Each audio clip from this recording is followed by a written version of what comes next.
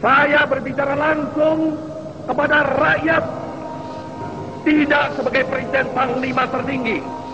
Saya berbicara di sini sebagai penyambung lidah rakyat Indonesia. Kenapa mural berisi kritikan dan membangun kesadaran rakyat itu dihapuskan? Artinya semakin pemerintah menutupi sesuatu, semakin curiga rakyat ada yang disembunyikan.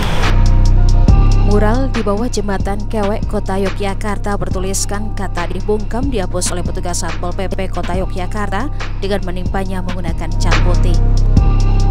Sebenarnya seni itu bukan alat perang.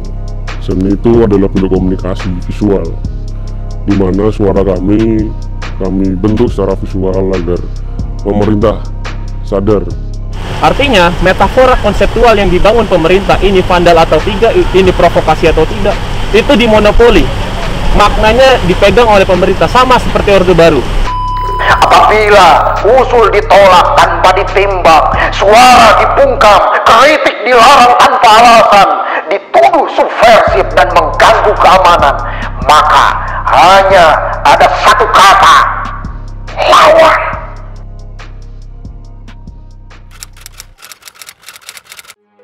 Ya, tujuannya tentu kita merayakan revolusi 17 Agustus Indonesia yang belum selesai, dan juga merespon sikap responsif aparat yang anti kritik, dan juga melihat bagaimana mural-mural di Indonesia yang berisi kritik nggak hanya pada hari ini atau bulan ini, bahkan kita ketika menolak Omnibus Law ada mural-mural yang selalu disensor, sedangkan partai-partai memasang balihonya di mana-mana. Sampah visual tersebut yang mana mewakili suara-suara oligarki itu dibiarkan. Bahkan banyak baliho-baliho ilegal. Nah, kenapa mural berisi kritikan dan membangun kesadaran rakyat itu dihapuskan? Artinya semakin pemerintah menutupi sesuatu, semakin curiga rakyat ada yang disembunyikan. Ya, dari awal perlombaan ini dibuat, pasti kita tahu akan dihapus. Nah, itu juga memperlihatkan bagaimana rejim mencitrakan dirinya sebagai otoriter, sebagai pihak yang ingin menuju kekuasaan absolut, di mana ada kritik, di situ dia membungkam kita. Jadi lomba dibungkam ini bagian dari ekspresi-ekspresi perasaan masyarakat, di mana nggak bisa terwakili oleh media-media lain atau medium-medium lain. Jika mural itu dianggap kriminal atau vandal, banyak medium seni lainnya seperti musik, teater, novel, puisi, itu juga harus dibungkam gitu. Kalau memang pemerintah ingin membungkam suara-suara kritik itu, kenapa hanya di mural? Saya mengutip bahwa keberanian itu seperti otot, perlu dilatih gitu. Artinya dari beberapa tahun ini Gejayan mengadvokasi isu-isu sosial masyarakat dan bersama masyarakat menolak segala sesuatu penindasan di Indonesia. Ya, itu juga bagian dari melatih otot keberanian kita. Nah, kita lihat pada hari ini bagaimana seluruh masyarakat antusias untuk memberi hadiah. Karena kami bukan akun buzzer, kami nggak punya uang. Nah, kami serahkan kepada kawan-kawan semua masyarakat Indonesia untuk memberikan hadiah. Makanya banyak, ada yang memberi kikil, ada yang memberi meja, ada yang memberi alat pijat. Dan kemudian semakin juga banyak para muralis yang senang turun ke jalan. Bahkan ketika itu dihapus, itu sebuah prestasi bagi mereka. Karena suara-suara itu membuat ketidaknyamanan pemerintah. Artinya metafora konseptual yang dibangun pemerintah, ini vandal atau tidak, ini provokasi atau tidak, itu dimonopoli. Maknanya dipegang oleh pemerintah, sama seperti Orde Baru. Tentang masalah mural dihapus itu sebenarnya saya merasa seperti, oh itu kan seperti apa ya, curahan masyarakat. Apalagi mural itu kan bisa dibuat seperti simbolik untuk mungkin yang kesannya mengkritik pemerintahan atau mengkritik hal-hal yang sedang terjadi di masyarakat. Mungkin kalau menurut saya sendiri itu hal yang wajar dan lumrah. Jadi istilahnya ada pesan yang tersembunyi dari situ, mungkin melalui hal-hal yang simbolik atau hal-hal yang langsung divulgarkan untuk, oh ini mengkritik pemerintah atau mengkritik keadaan yang sedang terjadi gitu, Mas. Artinya metafora konseptual yang dibangun pemerintah, ini vandal atau tidak, ini provokasi atau tidak, itu dimonopoli, maknanya dipegang oleh pemerintah, sama seperti Orde Baru. Itu benar atau enggak, mereka yang kontrol, bukan masyarakat. Sementara kata lapar, kata sakit, itu menjadi sesuatu yang perlu disensor bagi masyarakat oleh pemerintah. Ini kan menggambarkan bahwa rejim melihat dirinya sendiri, memperlakukan masyarakat dengan sikap-sikap yang otoriter. Saya bilang ini juga bagian dari melatih otot keberanian kita, juga sosial muscle kita, otot sosial kita kepada masyarakat lebih dekat. Kedua, semangat melawan. Nah, semangat melawan di sini kita lihat kontennya apa nih semangat melawan. Isinya apa? Nah, ketiga, diapresiasi rakyat. Oh, banyak kan mural yang diapresiasi tapi dihapus oleh rejim. Nah, artinya rakyat bersama kami, lomba dibungkam gitu. Kemudian 4, kita menolak adanya nilai-nilai yang sifatnya sarah, rasis yang mendistingsikan atau mendikotomikan rakyat sama rakyat gitu. Harusnya rakyat semua bersatu, para seniman juga bersatu untuk menyatakan sikap bahwa tidak perlu bekerja sama dengan pemerintah rezim hari ini di dalam seni apapun. Sebab semakin dihapus, semakin kita curiga apa yang disembunyikan. Sebenarnya kalau dibatasi itu ya malah justru kalau saya sendiri terancam. Jadi kalau mau membuat karya yang istilahnya entah di lokasi mana gitu, kadang udah was-was dulu, wah ini lawan saya, ini mungkin entah Satpol PP atau warga yang nggak terima tentang itu, atau istilahnya jadi nggak bebas mas, nggak bebas, terbatasinya kebebasan itu sebenarnya mas. Mural itu bukan vandalisme, sebenarnya vandalisme sendiri kalau menurut saya adalah memang itu tindakan yang istilahnya hanya mengotori saja. Cuman kalau dilihat dari sejarah yang dulu, itu sebagai bentuk komunikasi. Jadi dimana orang-orang dulu, mungkin orang-orang umum yang orang-orang awam maksudnya, itu yang belum bisa menggambarkan seperti apa gambar-gambar yang memvisualkan keadaan di zaman itu, mungkin hanya bisa memberi tulisan. Ya sebagai contohnya iklan-iklan yang hanya memberikan tulisan, entah tulisan yang istilahnya apa ya, mengkomunikasikan bahwa produk ini seperti ini, seperti halnya kalau zaman dulu bangsa Indonesia merdeka atau mati gitu kan, kayak istilahnya itu sebuah propaganda dari tulisan tersebut gitu mas.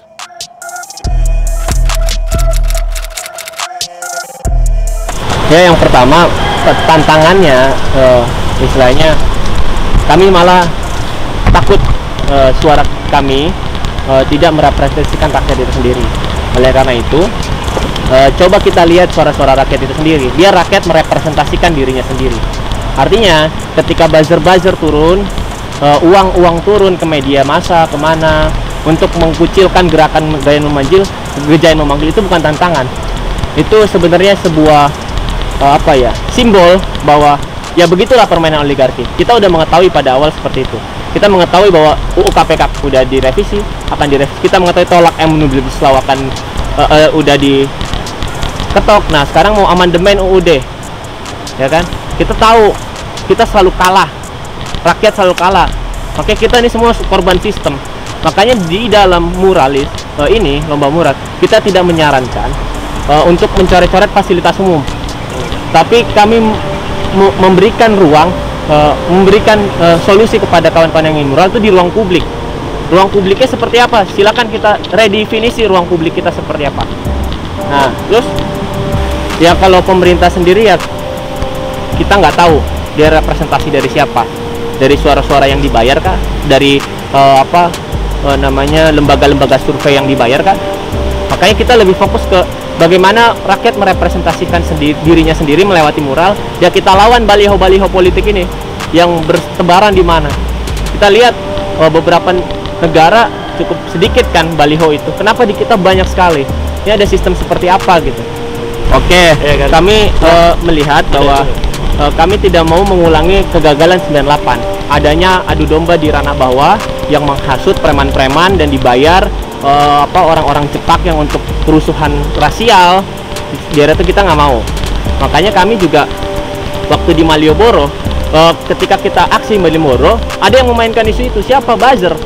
Isu itu lagi-lagi buzzer yang mainin. Nanti ada kerusuhan.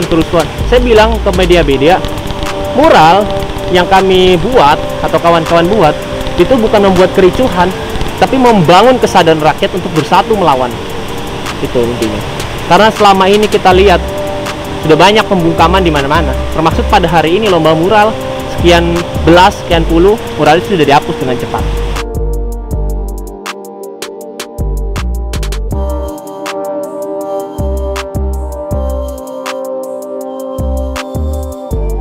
Ya, sampai atau tidaknya ke pemerintah itu bukan tolak ukur, tapi bagaimana persatuan rakyat kita bentuk untuk melawan sistem-sistem ini, di mana apa istilahnya UMR rendah atau kesehatan buruk, pendidikan buruk di segala sektor. Nah, itu ada ideologi yang istilahnya ada ideologi kerakyatan yang kita pegang, sedangkan pemerintah dengan segala rancangan undang-undang itu tidak. Dia selalu mewakili suara-suara oligarki. Kenapa? Coba kita lihat RUU PKS yang kita dorong dengan para kaum perempuan, tak kunjung disahkan. Apalagi RUU rumah tangga tak disahkan. Suara-suara rakyat yang kita ajukan ini bagus, undang-undang untuk melindungi tidak pernah lolos. Nah, ini masalah. Sedangkan RUU 15 dulu Omnibus Law itu cepat sekali, tak ada transparansi, nggak ada apapun, tiba-tiba gol. Sekarang gilanya pemerintah lagi pandemi seperti ini ingin mengamandemenkan UUD. Mau apa? Mau 3 periode. Mau apa? Mau GBHN bahwa di daerah-daerah nanti itu bisa dikontrol oleh pusat. Intinya ke situ. Kenapa ada pusat? Ada hubungannya dengan lembaga investasi negara, yang mana ketika ada investasi di daerah nggak bisa menolak. Nah, artinya kalau mau dilanjutkan RKUHP juga pidana atau juga undang-undang dasar mau diamandemen, ya mari kita dukung amandemen itu, tapi isinya bukan yang seperti itu. Tapi isinya ketika pemerintah atau penyelenggara negara membuat satu kebijakan yang merugikan rakyat, harus dipenjara, harus bertanggung jawab, dan harus juga mengikut sertakan, melibatkan elemen masyarakat di dalam setiap kebijakan. Ya, kalau orang-orang yang kritik itu sebenarnya itu lebih ke ranah teman-teman seni lah ya. Teman-teman seni itu mungkin ada yang memiliki ideologinya sendiri yang mungkin idealisnya kuat, dan dia mencurahkannya lewat karya tersebut. Dan istilahnya supaya pesan ini itu dapat tersampaikan melalui masyarakat terlebih dahulu gitu.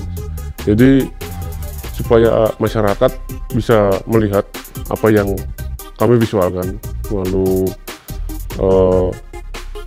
mungkin akan ada pergerakan di situ atau gejolak-gejolak yang muncul supaya masyarakat sadar ketika ternyata sedang ada kejadian seperti ini atau peristiwa seperti ini yang kita tidak tahu akan berakhir kapan gitu ya. Sebenarnya seni itu bukan alat perang.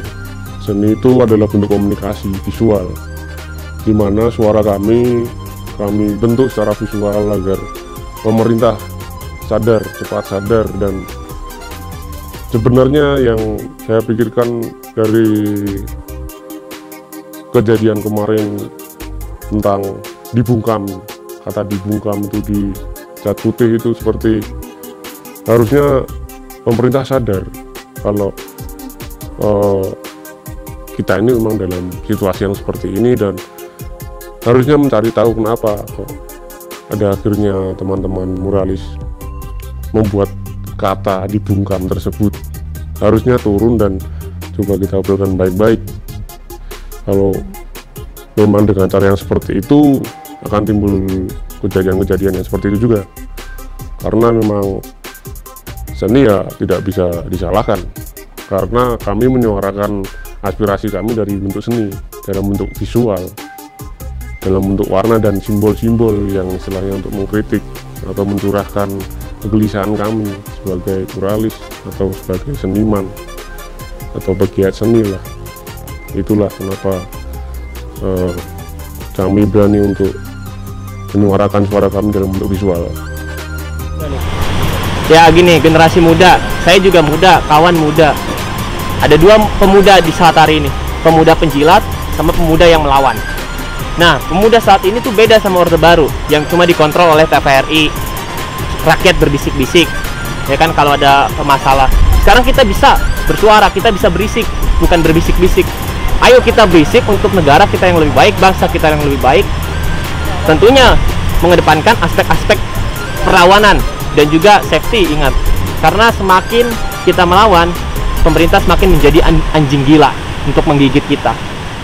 Apabila usul ditolak tanpa ditimbang, suara dibungkam, kritik dilarang tanpa alasan, dituduh subversif dan mengganggu keamanan, maka hanya ada satu kata: lawan.